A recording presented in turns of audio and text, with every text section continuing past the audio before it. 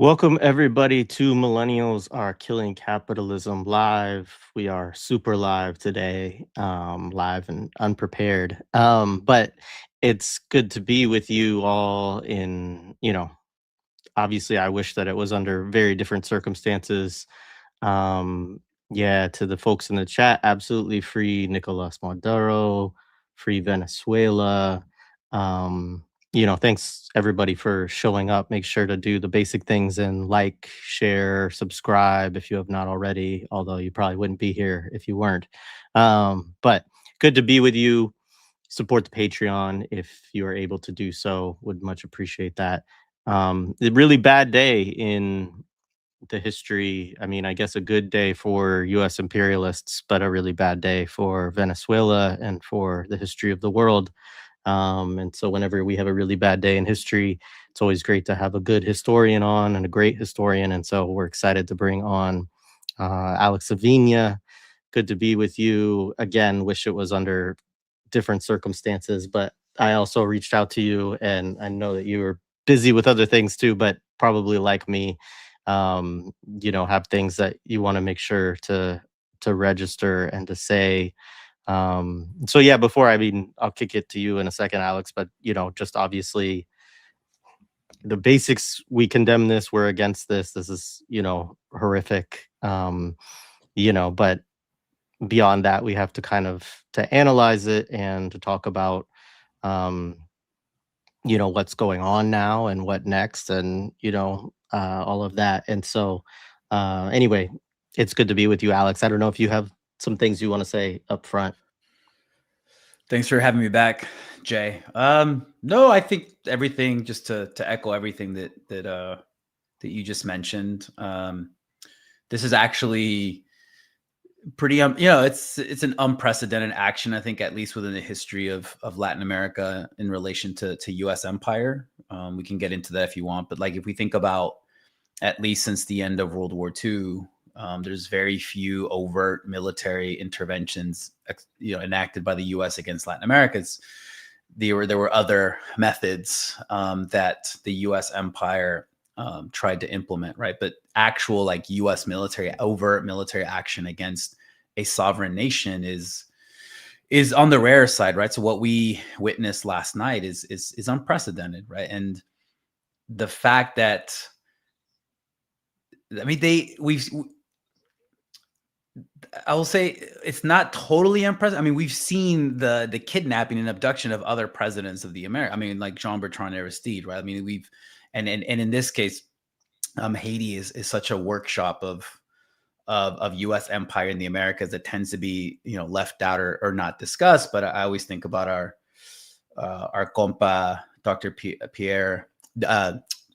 Jemima Pierre, who's constantly making this point in all her really important intellectual and political interventions, that Haiti looms large in how U.S. empire has operated for a long time. I mean, we could say even to 1804 and the independence of Haiti, but especially since the unipolar moment in the fall of the Soviet Union, it's been a workshop for U.S. empire. So I think we need to be careful with the language that we use to describe what just happened. I think, Jay, the way you're framing this is the correct way. This was an abduction. This was a kidnapping.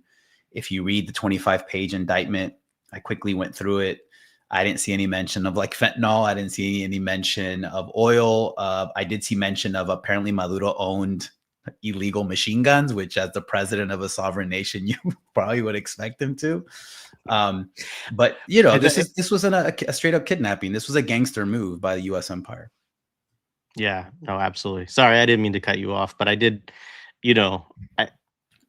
I don't like looking to any congressional representatives for any form of analysis, but I did appreciate Representative, conservative Massey today put out like, so if this was a lawful thing, then why are we citing a 1934 federal law around gun ownership? Like, so weird. And then just a few weeks after they liberated Juan Orlando Hernandez, the former president of Honduras, who there's overwhelming evidence that he helped traffic more than 400 tons of cocaine into the United States. He's on the record as saying, talking to fellow narco traffickers, we're going to shove these drugs up the noses of the gringos. Like, you know, but he gets freed, right, because of political considerations of the Trump administration. But when it comes to Maduro, it's such a shady, inexistent case when it comes to drugs, right? That they can't even mention these things in the indictment. Because as we've known all along, right, this was not about drugs. Like, it is really easy to prove that zero fentanyl gets into the United States from Venezuela. It is also very easy, according to an assortment of national and international organizations, that very few, if any, cocaine gets into United States with Venezuela as an origin point. The cocaine that does flow through Venezuela mostly finds its way to Europe. But so this is the Trump administration, and the way that the U.S. empire looks like now is they don't give a shit, man. They're just going to do the overwhelming projection of power, actual military power. But then again, I think this is something that we need to think about, and this is something that our comrade Dr. Lara Shihai always talks about, right? Like a lot of this stuff is psychological, man. Like a lot of stuff. I just saw a photo right now of Trump and his people following what's going on X, right? Like they know that this is a really important dimension to the waging of U.S. empire. So we need to keep that in mind. We need to channel what Lara's always telling us about psychic militancy, right? And to not give in, to not cede to the premises that the Trump administration is using to justify the abduction of this president, President Nicolás Maduro, but then also not to cede that their mission accomplished moment is actually that, like that press conference that Trump gave earlier today. I mean, the amount of times that they said this was a success. Okay, we'll see. Right. This is just the beginning. It's not the end. And I mean, Jay, you and I are like old. I think we're similar age. Like we've been through at least one mission accomplished moment. Kind of how I felt today. Right. Like I remember very clearly watching that listening to that press conference. I was driving in LA and listening to George W. Bush talking about mission accomplished in Iraq. Today it felt like that, but like I don't know, like a shadier, more gold-plated, just like outlandish version of Trump. But there's some interesting stuff I think we can talk about from this press conference if you want.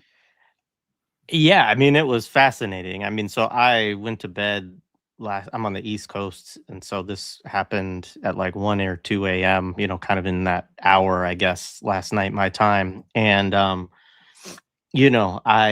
woke up to it and had notifications on my phone and everything. And, I was like, but I didn't, it took me, I had to log in to see like, oh my gosh, like they've kidnapped Maduro, right? Or they're alleging that they've kidnapped Maduro. Basically, the government at that time, it hadn't even been confirmed yet at that point. Mm-hmm. Venezuela was still, the government was still looking for his whereabouts and trying to confirm or whatever. And, that press conference was just so surreal, I mean, and we've come to expect this from Trump press conferences to some extent, the kind of like the outlandishness, the saying of the quiet parts out loud, but then some of it, you're just like, well, like, somebody shared one of my conversations with Lara Shihai earlier today that was talking about Basil El-Raj's 8 rules, right? And one of them is to like, to resist the psychological warfare, right? Like don't believe and share things that are shared by enemy media, right? And like one of those obvious, like one point in the conversation or in the press conference in the kind of Q&A, when Trump's like, oh yeah, like Delcy Rodriguez has been talking to Marco Rubio and she's on our side kind of thing. She's going to work with us, right? And it's like, as folks within Venezuela, I think rightfully are saying, like, we should not take that at face value at all, right? Like currently, there is still a government in Venezuela. They are, making plans, and hopefully that they will, continue to resist. But at the same time, that as Trump said, like this was also. And he said it quite clearly. I mean, he's like, he lays it out like the oil, right? Like and then to set an example for everybody else about what we will do, right? And they ask him, well, is that for Cuba? Is that for Colombia? Is that for Mexico? And basically answer in all the cases is yes. And of course, I was listening a little bit. There's a good conversation going on Adnan's station right now with Brett and Allison and everybody, Henry. They're reflecting on the last year of their platforms. And they were talking about it a little bit. And, Brett brought up the good point of Iran too, right? Of if there's a next, if Israel, which we know wants eventually to topple Iran, and so the US obviously does as well, right? That taking Venezuela out of the positive bilateral kind of relationship that it has had with Iran, plus the oil, right? That's the connection too. Is if you go after Iran, obviously this throttles global oil markets. But if the United States controls the oil in Venezuela, then they actually benefit from that. And so I don't know whether any of that will come to pass at this point. Like you said, that it is a kind of mission accomplished moment, in sense that clearly they did kidnap Maduro and his wife Cilia, and they're going to put him on some sham show trial in southern New York. But what actually happens in Venezuela is still, up to the Venezuelan people and their government in large part. And so, hopefully, I think part of their plan to me seems to be to provoke a kind of civil war, right? Or to try to give the opposition in Venezuela, support of the government, and to try to, push them into power. But yeah, so I don't know. I mean, there was a lot in that press conference. I don't know if there's other things you want to specifically unpack with that. I mean, it might be useful to just lay out what we know and what we don't know, because again, there's a lot of there's a lot of disinformation and just a lack of information. There's a lot we still don't know. And then when you combine that with disinformation, it's it can be, and we're we're glued to social media screens with certain algorithms. It can have a potential impact on us emotionally, psychologically, et cetera. Right. I think we still don't know. I mean, watching some of those videos, I mean, it looked like there was pretty sustained violent bombardment of Caracas, which is a big capital city, Latin American city. We're probably going to find out that there were civilian casualties, regardless of what the Trump administration says, right? I think I received a note earlier from James North, who's a journalist and editor at Mondoweiss, and that there's a reporting from Venezuela now that at least indicates the death of one woman when they hit a 3-story apartment building. So we're going to find that out, right? We're going to find out that, well, we already found out apparently that Delcy Rodriguez, the vice president, now president of Venezuela, is not working with or talking to Marco Rubio, right? I like the nickname for him. Narco Rubio is better. So let's just use Narco Rubio, because she just gave a pretty straightforward, powerful defense of Venezuelan national sovereignty and self-determination in a televised statement to the nation, and is demanding the return of Nicolás Maduro. I've seen reporting that talks about an alleged CIA informant that was placed high up within the Maduro government that may have been providing information about his whereabouts. That potentially that might be true, might not. We know that the CIA does do that kind of shit. But I think the point that you mentioned is the right one, Jay, is that a lot of this is going to be dependent on Venezuelans themselves on the ground, who are actually in Venezuela, suffering the bombardment, suffering the after effects of these bombardments, the fallout, not necessarily the South Florida based, social media personalities that, are tweeting or posting some really heinous, disgusting shit right now, right? They're having their mission accomplished moment too. But again, this is just the beginning. So we have, and if we can transition to the press conference, one of the things that stood out in that press conference to me is that Trump threatened a second, much bigger military attack against Venezuela if they, quote unquote, don't do what we want them to do. And if we think about Delcy Rodriguez's statement to the nation or interview that she gave, I mean, that it looks like there's going to be a bigger conflict. again, I've seen people drop analogies to Panama in 1989 in the U.S. invasion of Panama, tens of thousands of U.S. troops to capture Manuel Noriega. We didn't see that last night. Last night we saw the use of overwhelming aerial bombardment and missile bombardment, knocked out apparently or rendered ineffective Venezuelan air defenses that allowed members from the Fort Bragg cartel to enter Venezuelan airspace and kidnap Nicolás Maduro, right? So, but that's not like a boots on the ground massive invasion akin to what we witnessed in 1989 in Panama. I mean, the interesting thing there, if we think about the comparison, is that there was actually pretty overwhelming evidence that Manuel Noriega was involved at some level with cocaine trafficking into the United States. But how do we know that? Well, because he was on our side. He was doing what we told him to do, obviously for personal enrichment purposes, but he was also he was allowed to participate in the political economy of cocaine because the U.S. allowed him to. He was a longtime CIA asset. I mean, if you look at the case against Maduro, that's a lot shadier, right? He's accused of being the mastermind and head of a cartel that, as we've talked about before, doesn't exist in the way that it's described, right? Like it doesn't exist as a hierarchical drug trafficking organization that has Nicolás Maduro at the very top of this pyramid that is then moving tons of cocaine into the United States. It's all bullshit. So that's one big difference. But I think the other thing that stood out from the press conference is, and I don't know if he did this on purpose when he tried to say Monroe Doctrine, but he said Don Roe Doctrine.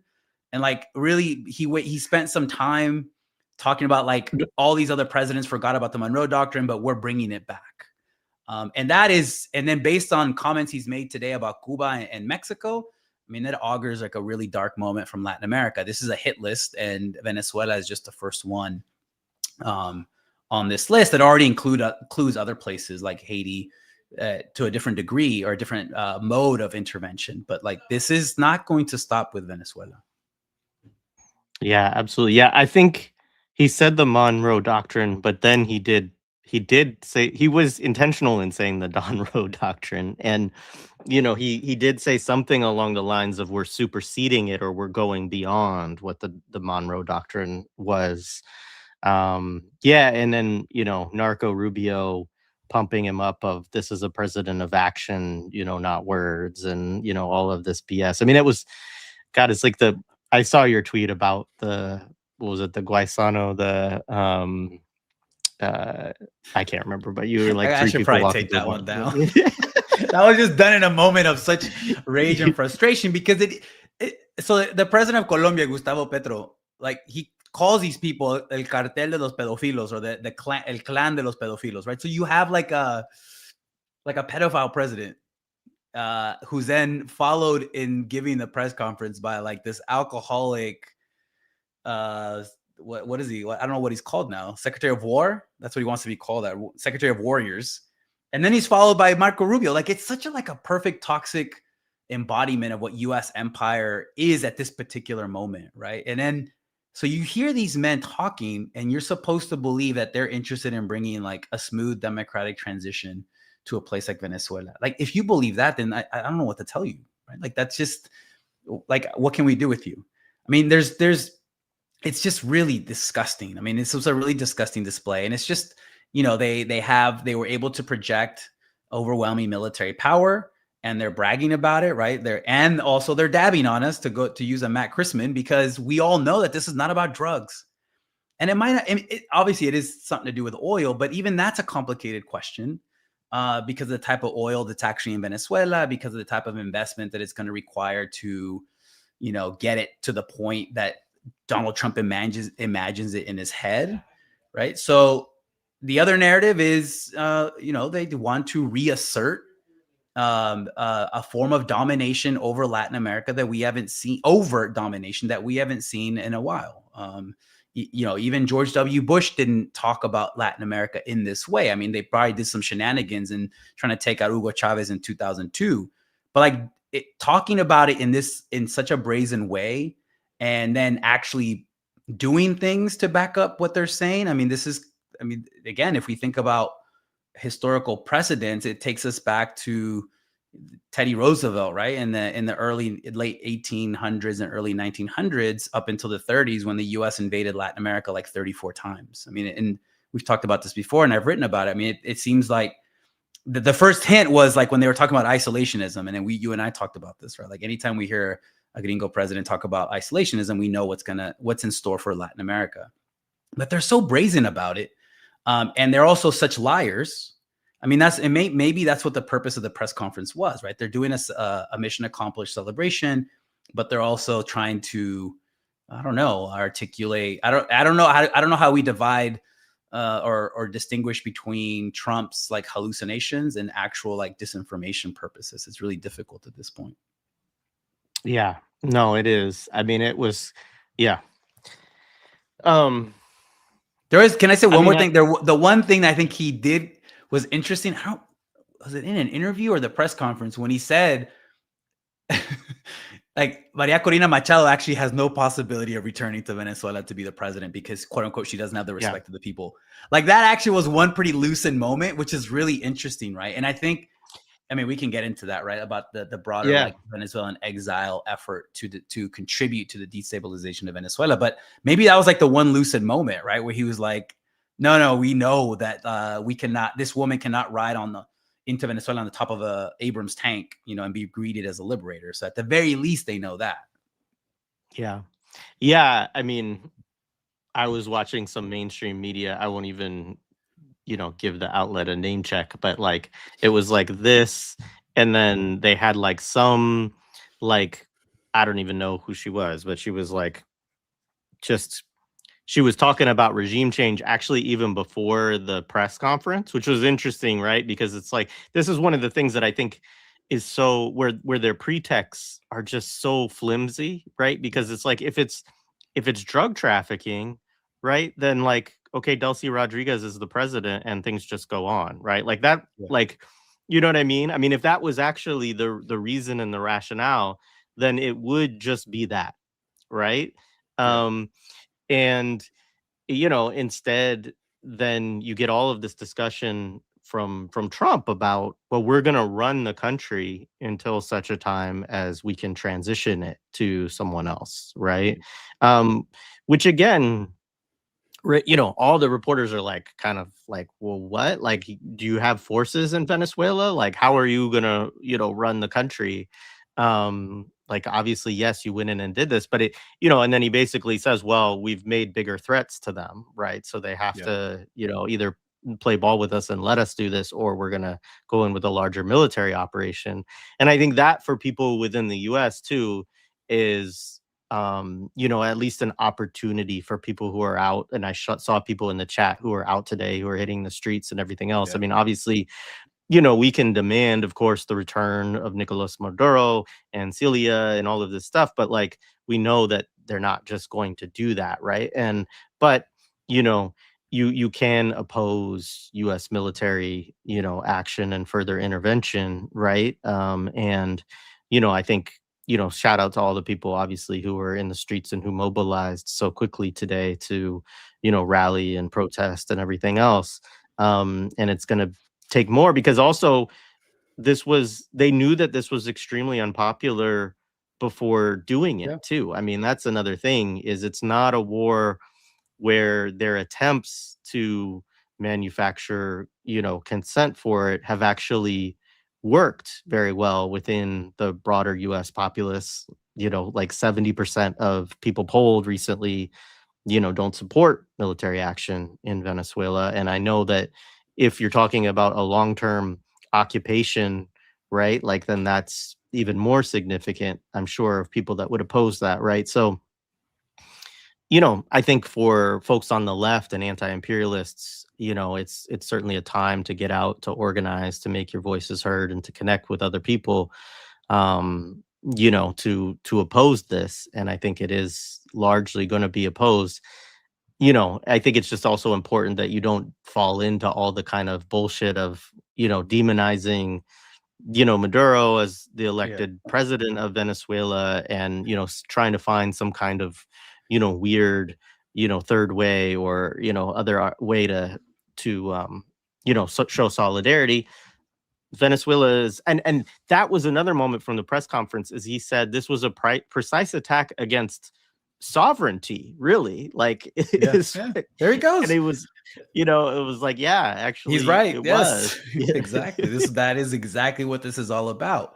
Yeah, I think I've seen some Democratic politicians start with, they all like got the memo, right? Like you have to start your statement by saying something negative about Maduro, and then you follow that up by saying the only reason you're against this is because he's legal, because you didn't get a chance to vote for it. Like you're seeding the premise, right? I mean, this is what the frustrating part, to see both politicians and even like people on the left that I've seen posts online that will say, Maduro was this, Maduro was that, but you're just seeding the premise from the very beginning, man. Like you by kind of framing it in that way, you individualize it. It is not about Maduro.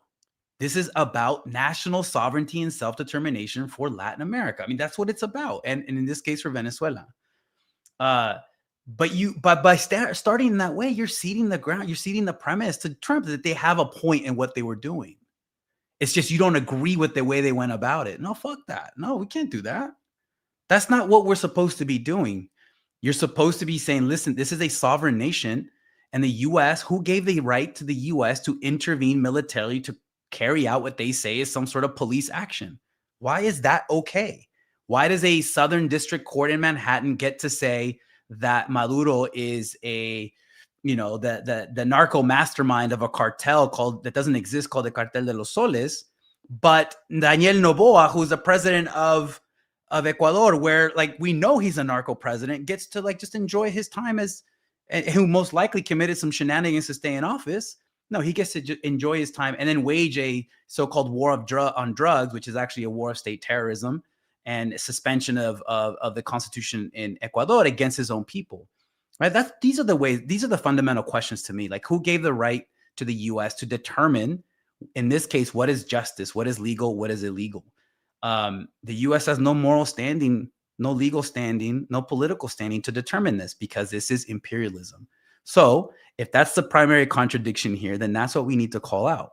We need to call out that this was a blatant violation of Venezuelan national sovereignty and self-determination, and the U.S. has no right to do this. So that's where we should start, not by seeding the premise that Trump and that many of the Democrats have accepted.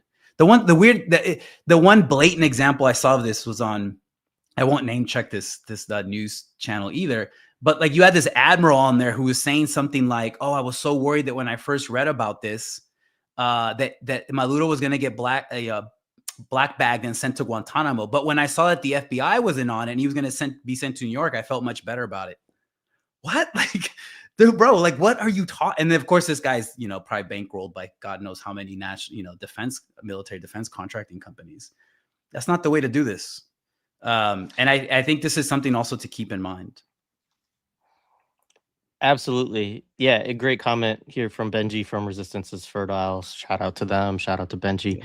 We should be weary of legitimizing any of it, not even conceding 0.0001% of the imperial propaganda. No ifs, no buts. Yeah, I mean, I think it's a very difficult, thing, I think, to put into practice well, right? Because it's like, on the one hand,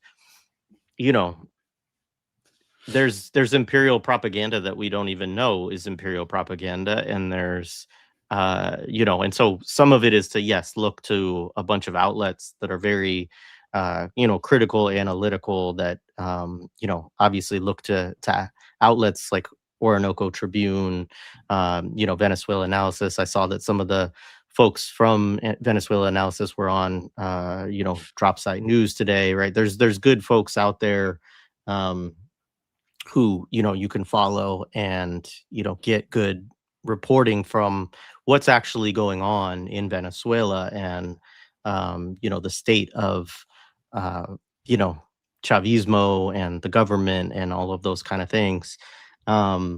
But yeah, I mean, I agree. I mean, as much as possible, we need to be deeply critical of anything that we get. I mean, the media, God, it's been so horrendous about Venezuela for, decades. And, in the lead up to this over the last, 3 months as the, assassination of, the fishermen and everything else in the Caribbean started to happen, they've just normalized it. I mean, obviously, it is the thing. I mean, Adam Johnson from Citations Needed actually, I think, does a really good job of just like looking at stories and reporting. He does a good job on a lot of it, but he's been really good with Venezuela. And just going through all of the ways that these newspapers or media outlets just become stenographers of State Department talking points that they do not know at all to be factual, Yeah. right? But it's just like, oh well, and absorb this very demonizing rhetoric too around Maduro, but also just like the way that they were talking about oil ships that were being seized, right? That were Venezuelan, had Venezuelan oil, that it was trading as if that was something illegal for Venezuela to do, to trade its own oil. I mean, it's just like, it's bananas, as if U.S. law is international law. Yeah. Yeah. And that's the whole thing. I mean, that is like the story, again, this should be clear to people, but there's the United States and Israel, and these countries do not at all pay attention to international law, and they get away with it because it's a might makes right sort of argument. I mean, this is political gangsterism. It's really what it is. So yeah. Yeah, and it's if you, I wouldn't recommend this, but if you want to go down that route of bad guys and casting this much more complicated question of bad guys versus good guys, if you want to do that gringo superhero thing, villain thing, I mean, it's such an obvious contradiction in terms of who gets deemed to be quote unquote a bad guy, and which bad guys get to be deemed either good guys or just they continue to survive no matter how bad they get, right? Like the UAE is financing, just bankrolling and arming a horrific genocide of people in Sudan. Like, we don't know how many people, tens of thousands of people were murdered in El Fasher, right? But because the UAE is with the US, because Saudi Arabia is with the US, because Daniel Noboa is with the US, because Bukele in El Salvador is with the US, they can do whatever they want. Maybe someday their utility runs out and the US will take them out. We've seen that in the past before. But again, the question is, why are they tolerated? Why are they not deemed to be existential enemies of US civilizational policies, right? It's because they're working with them. Same with Benjamin Netanyahu is a criminal from the ICC. Why is he allowed to fly all over the world and flagrantly violate international law and come to the US and come to Miami and call for more violence in West Asia? I mean, it's just so, I just don't, that's not the way to proceed in this moment. I don't think it's ever the moment to proceed by ceding the premise to your enemies, to the imperialists, to the genociders. No. Again, this is a question of the Venezuelan people. It's a question of the sovereignty of Venezuela. It's a self-determination of Venezuela. And, one of the things to me, I think I tweeted this some weeks ago. This is when Trump said that Venezuela stole our oil and stole our land. So Venezuela stole their own oil and their own land from Trump. The way I read that is that was a statement not even against just Chavismo. That was a statement against 1976, when Venezuela nationalized its oil industry. And it goes against, the most revolutionary part of the 20th century in the Americas, when that idea, that radical idea, was implemented and put into practice by countries like Mexico with its own oil reserves, or countries like Chile with copper in the 1970s, right? Like they're rolling back they're trying to roll back some of the most revolutionary ideas and achievements that have to do with self-determination, with national sovereignty, and with development. And we're seeing it being practiced in real time right now. Yeah, absolutely. And certainly I am, concerned for what it portends in terms of, what else is to come, as a result of this. First and foremost with respect to Venezuela, of course, but also to Cuba and, you know, other countries, like he did, both Colombia and Mexico were mentioned today. Yeah, and I mean, and furthermore, I mean, it's a time, we're in a time which I think we have been in over the last, since 2023 in response, to Operation Al-Aqsa flood, where you have, uh, you know, just this display of, really first done by Israel with full backing, of course, of the United States. They couldn't do it without that, um, of just transgressing anything that, anyone, you know, not only international law, right, but sort of how states, conduct themselves internationally, which are, and, obviously, I mean, this is, I don't mean to exceptionalize it completely. Obviously, the whole global war on terror, so-called, under Bush and everything, changed a lot of those, norms and expectations. And the U.S. was a leading force in that. And, you could go further back in, Vietnam and everything else in terms of how the U.S. has behaved. Um, but as you said, you do have to go back quite a ways in, Latin America to look for an operation quite like this. And and also just the way that, you know, Trump was speaking about it was a return of just a kind of straight up colonial argument as well, Yeah. right? Of like, Yeah. this is our oil. We're gonna manage it. We're gonna run. They were asking him, wouldn't it be expensive for the United States to run Venezuela? And he said, well, no, we'll pay for it with the oil, right? Like, so it's like a whole No, like, we've heard that one. We've heard that one yeah. before. Right. Um, right, which is also, I'm like, well, okay, so is the US state going to own the oil or is Chevron, right? Like, um, but yeah, I mean, it is a I don't know, it's a continuously kind of dark and dangerous time, I think. And some of it, as we talked about in our kind of last conversation, to bring it back to the Don Roe doctrine, is Don't don't this don't say please don't say that. is this like, if the US doesn't feel like it can compete as the overall imperial hegemon and is willing to pull back soft power and certain levels of, trying to be dominant over all places, in the globe, then, it's gonna seek to, I should say, further entrench its dominance, Yeah. in the Western Hemisphere and in Latin America, right? And so, Yeah, um, I think that's one way. I think that's one really compelling way to read this, right? So what seems to be overwhelming US power relative to Venezuela at this moment is actually an admission of weakness vis-a-vis an increasingly multipolar world, right? So if we think about the national security strategy that they put out a couple weeks ago, if you read that, I mean, it's more or less a conceit that they cannot compete with China in Asia. So they're going to pull back, right? And but again, goes back to that isolationist thing. Historically, anytime that the U.S. has done this, because they recognize that other parts of the world, quote unquote, spheres of colonial influence, are dominated by, peer rival power, near peer rivals or peer rivals, then their move is always to just go back to quote unquote our backyard, which is the Americas, right? But part of this is to read it like they've given up on Europe. They didn't get involved directly in the land war against Russia.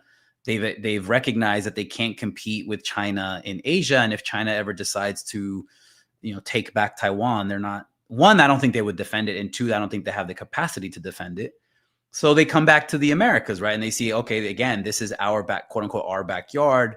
We're going to reaffirm our domination over this region that may or may not also include Greenland, right? Which is an interesting thing as well. And Venezuela is going to be really the first place where we get to exercise the Don Roe doctrine, right? So it's not even just about a police action in the Americas, but it's reordering what the political, social, and economic facets will look like for an entire region. Now, the reason why they chose this with Venezuela is because Venezuela represented a form of resistance, right? I mean, outright resistance to what the U.S. wanted to do. In other countries, they've managed to achieve a similar goal by, financing right-wing political parties that can come to power through elections. We saw what happened in Argentina recently with them promising $40 billion, and that helped Javier Milei's party retain power in their Congress. Whatever just happened in Honduras, right? Like, who knows what? I mean, we still don't know a lot of.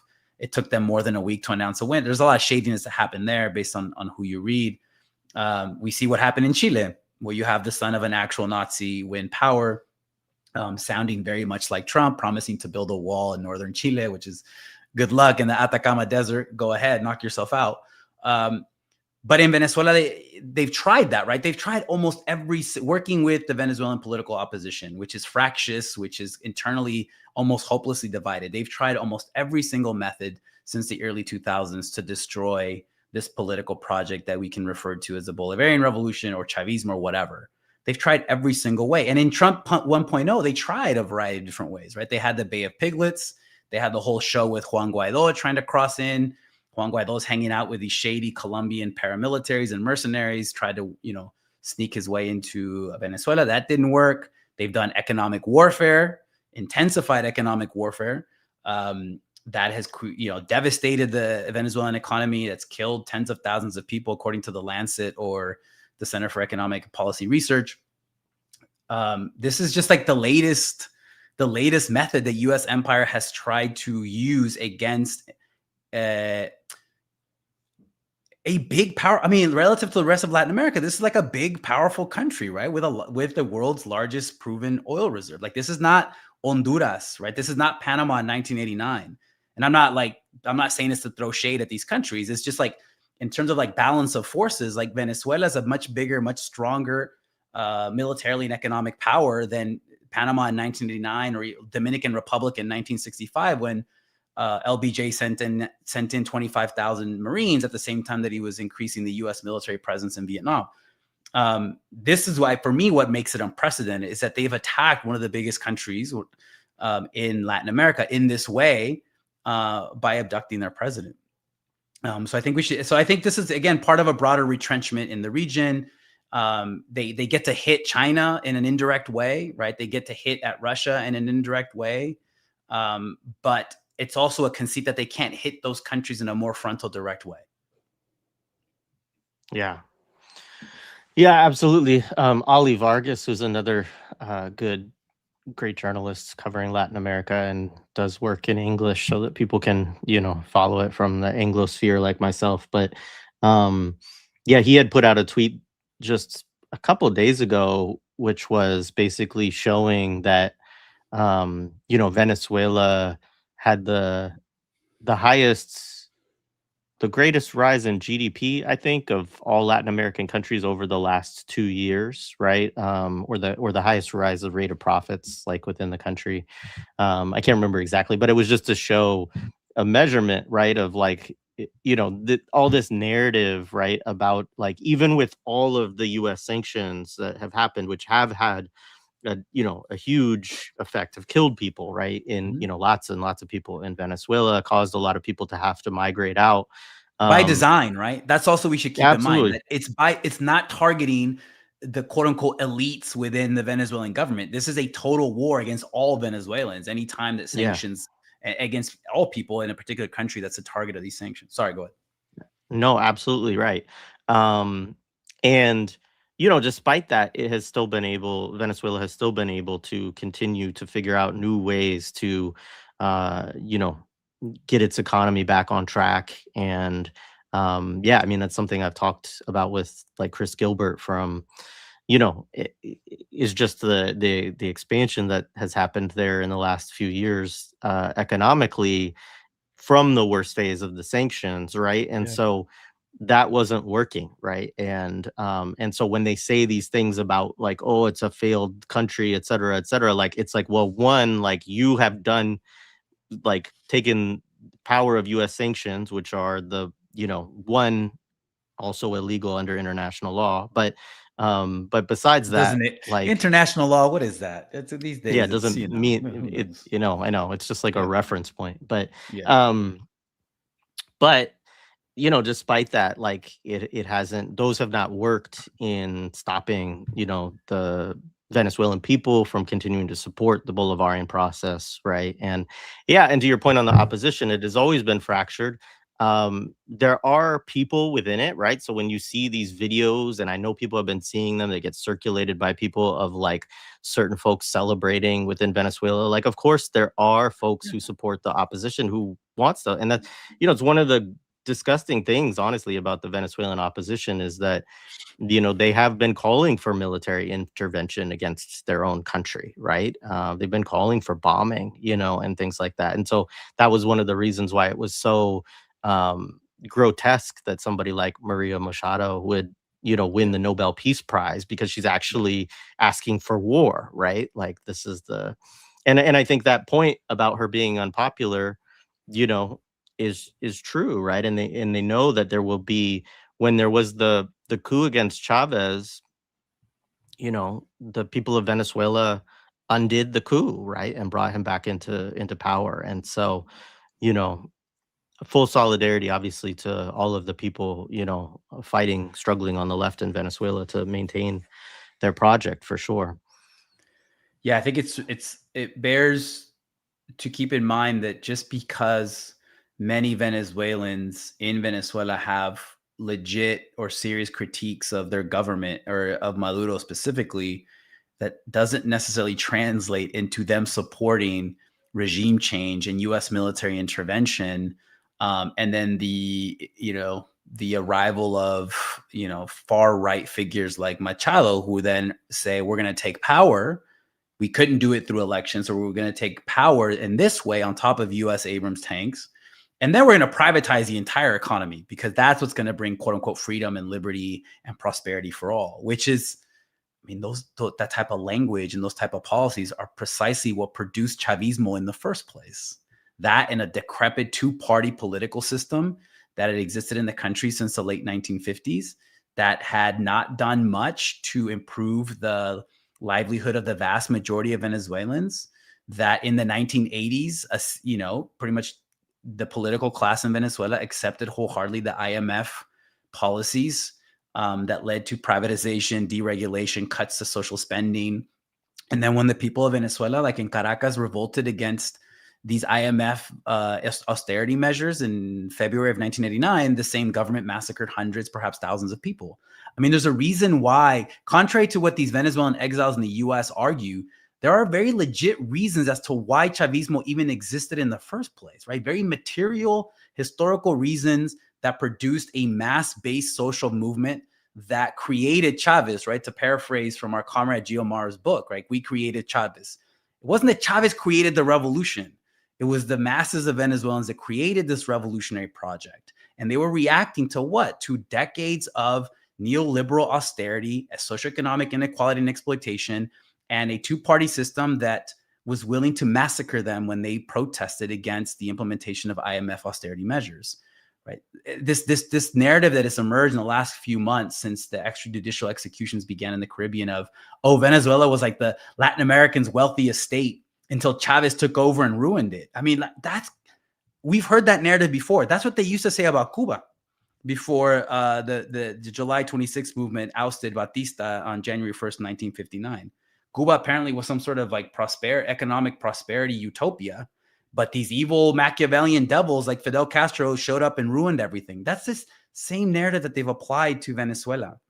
So I'm saying all this because it's to undo the political project, the very best of this political project, the ideas, the comunas, the ideologies, the theorizing of how to reorganize politics, society, economics in a much more egalitarian way. Like, you're not going to undo that with a U.S. military intervention. And this is why if you follow, I don't recommend this. It's not like the healthiest thing, but if you follow some of these like Venezuelan exile figures on Twitter who have like hundreds of thousands of followers, like they're very honest about what they want and they don't care about Maduro. What they care about is to they use language that's very reminiscent of what Pinochet used after the overthrow of Allende in Chile in the early 1970s, extirpate the Marxist cancer. It wasn't just that we're overthrowing a government. No, we have to go into people's consciousness and rip out these radical ideas that fueled the rise of a movement like Chavismo. So there's one guy online. I'm going to read his because I've been thinking about this since I saw this the other day. This guy named Orlando Avendaño. I think he's some sort of journalist based in probably South Florida. And the translation from Spanish of his post reads as follows. To save Venezuela, it is not enough to pulverize Chavismo. One must also destroy the ethos of the lumpen. It must be civilized anew, and that implies a war without quarter against the barbaric malandro thuggery, where anything goes, from the name to the corruption. So again, in many ways, they're trying to undo this decades-long political project, but they're also trying to undo some of the best, revolutionary ideas that existed in Latin America throughout the 20th century. Because in Latin America during the 20th century, the political and social forces that produced anything that looked like social democracy or political democracy came from the left. Sometimes it was allied with the liberals, but it came from the left. So when you hear something like this guy, Avendaño, that type of language is the language that the military dictatorships throughout Latin America used in the darkest days of the Cold War. We have to civilize our workers. We have to civilize the criminals. It's not just about Chavismo. We have to pulverize. I mean, that shit's scary. You think people in Venezuela hear that and they're like, oh, yeah, we want these people to come back.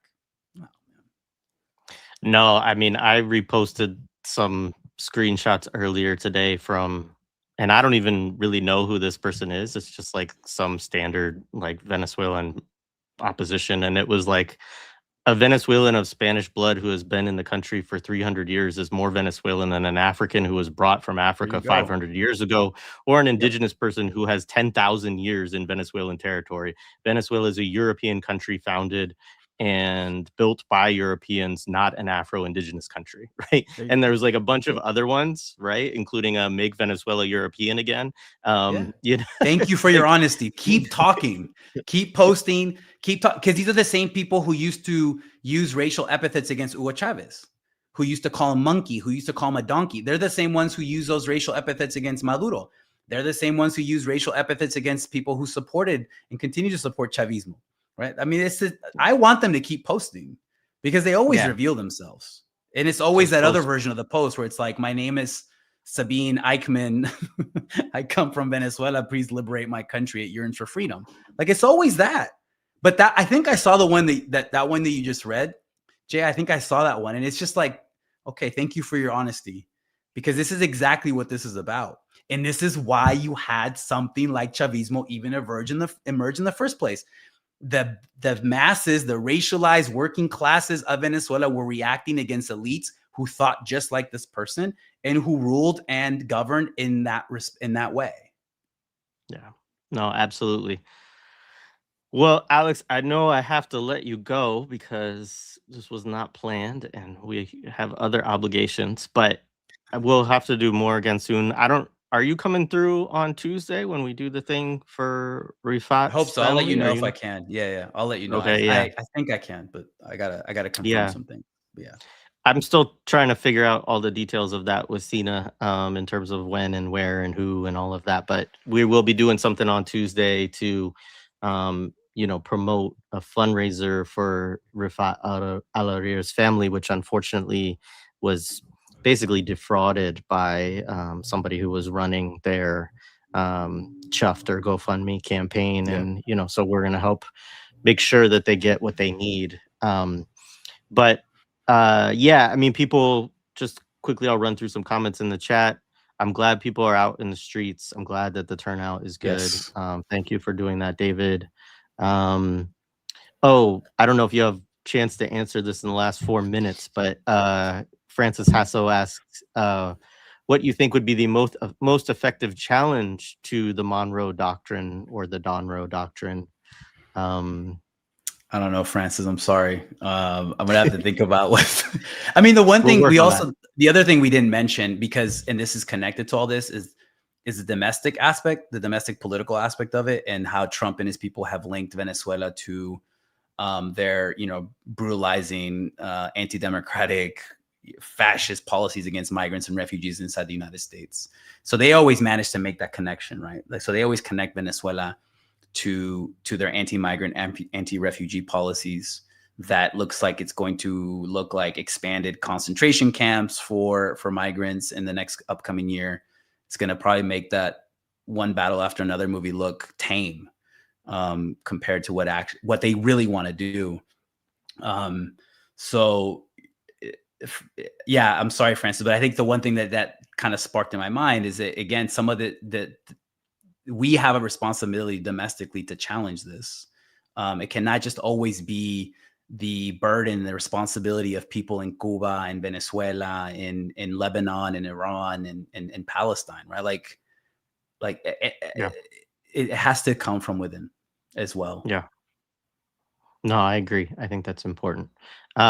I just want to say I totally agree with this point that there's no such thing as laws if nobody can enforce them, just words on paper. Yeah, I mean, even you go to like the celebration of Juneteenth, right? Like really what that was about was it was not the sort of liberal thing of like, oh, black people don't know that they were freed. It's like, no, the army had to get to Texas in order to say, hey, like let them go, right? Like, so yeah. It's a test, Jay. It's like when I ask my students like that old question of like who freed the slaves, and depending on how they answer that question, it says a lot about the way they think about history and politics. But yeah, absolutely. Lara Shihai, good to see you. They just released a video of Maduro being escorted off a plane in NYC. The spectacle is necessary to psychically and emotionally discipline everyone. Grateful for you as well, comrade. Looking forward to watching some psychic militancy this January. And PJ, the people of Venezuela are not going to roll over and accept the rollback of so many gains. And as Alex was just saying, neither should we. And we need to, figure out ways to effectively organize ourselves in solidarity with these projects around the world and not just expect, people in other countries to always be left alone to fight. So, all right, man. Appreciate it. Thank you so much. Thank you, man. I'm sure we'll have you back soon, whether Anytime. it's Tuesday or later on, man. Always good. For sure. Right, peace. Yeah. Thanks, man. Peace.